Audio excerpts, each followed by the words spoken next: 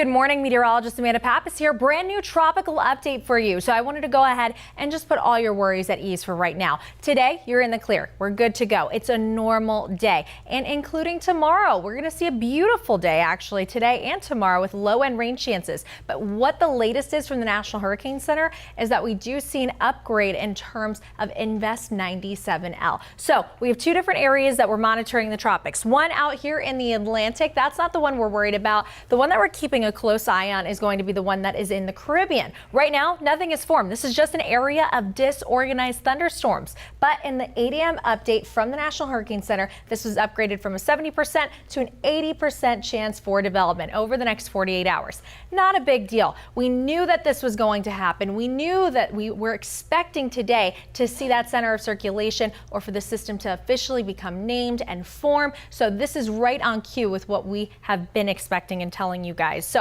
I've been mentioning this system that we had to keep our eyes on the Caribbean since last Wednesday at this point. So our tropical satellite is showing us some plumes of moisture right here. And you can see that the system is still combating a little bit of wind shear, and also a little bit of that dry air is going to help to keep it a little more lopsided. But as it interacts and moves over warmer waters, that's going to help to keep this system alive and keep it thriving as well. And we want to look for that area of circulation, right? That center of circulation. So once we get that center of circulation, that circle basically around it, and those thunderstorms are all even around that center of circulation, it'll continue then to move northward in the Caribbean and also then push into the Gulf of Mexico. So if you haven't been up to date so far, here's what you need to know. Heading into Tuesday, Wednesday, we likely will have a hurricane in the Gulf of Mexico. Look at Future Track. It moves northward in the Caribbean and continues to push into the Gulf. This is Thursday morning, 8 a.m.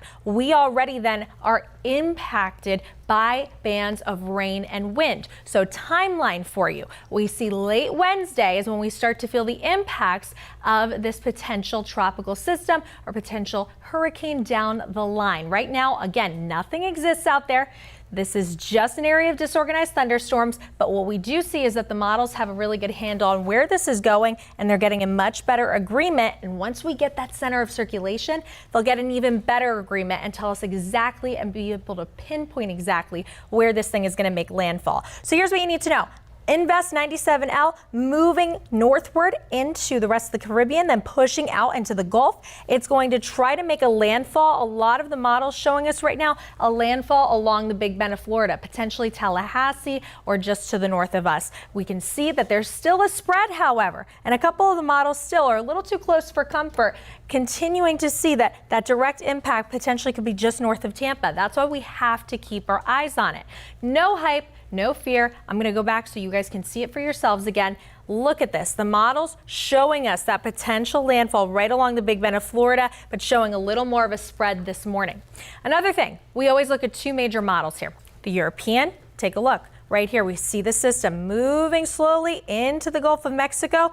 And when we expect that landfall, Thursday, late into Thursday, between 5 to about 8 p.m. That's going to be that time frame I would give it right now. However, that can change. Again, the system hasn't formed yet, but this is the latest on our models that we want to go ahead and show you so that way you can make informed decisions and just be prepared. There's no need to panic. It's just a good time to review everything that you have in terms of supplies for your hurricane kit. And remember, this system will be really bringing us impacts far outside of just the forecast cone. We will be feeling those impacts, and we still will be on the dirty side of the storm no matter what. So that is something to keep in mind too. So as the system continues to move northward, here's that potential landfall along Tallahassee, right here along the Big Bend of Florida into the Panhandle. This is Thursday, 6 o'clock. This is the European model, so that's just one model, and it takes it then more inland, and then it'll weaken heading into this weekend, and we'll be done with the system by early Sunday. Here's the other model that we always rely on as well, the American model that picked up on this system back last week. So just for frame of reference, the European had the system farther west. Now it's gotten in better agreement, so I've been keeping my eyes on the American. It's the one that has been the most consistent in terms of having this in the eastern portion of the Gulf. So the American model right here, this is Wednesday. You can see already potentially having a hurricane out there in the Gulf of Mexico. That's why I'm trying to get you guys ready and informed. So we do continue to see it moves northward, right? And this is a potential brush past us. But again, a little too close for comfort, so that's why we got to keep an eye on it. So the latest in terms of what the model is doing is that the American took more of that eastward shift just a little bit.